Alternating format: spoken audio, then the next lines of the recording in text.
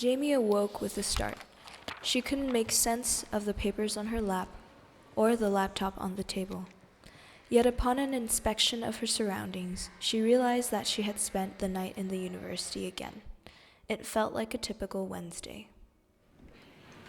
She went to the elevators and waited to go downstairs.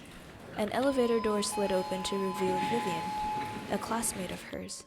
Vivian considered the space outside the elevator for a moment, and then marched on.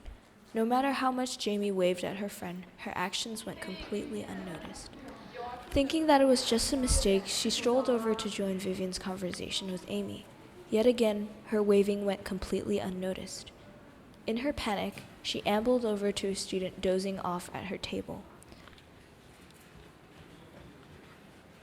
When tapped on the shoulder, the student jolted awake from her dreams, yet she didn't notice the hand that had woken her. Presently, the student turned around and stretched, still not acknowledging Jamie's presence. It felt like a strange day.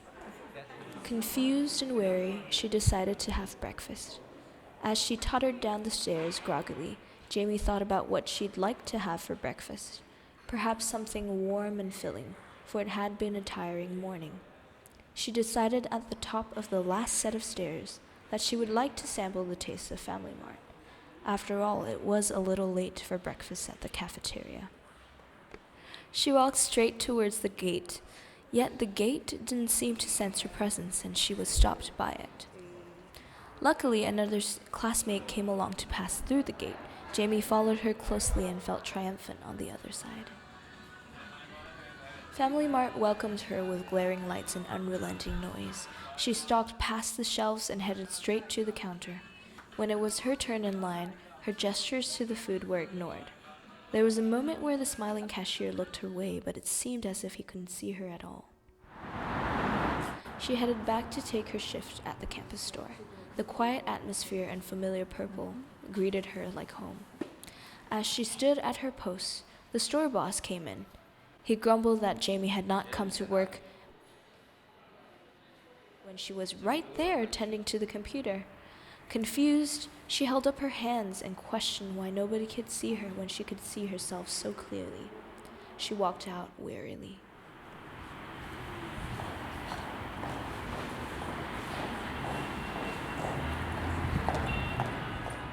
Exhausted, she collapsed on a nearby chair and fell asleep. In her dreams, she was completely invisible to everyone, even to herself. Yet her invisibility was a source of attraction to the people around her. Everyone wanted to know her. She was invisible, invisible, invisible, invisible, invisible, invisible. Hey, Jamie, we're running late for GPS. Let's go.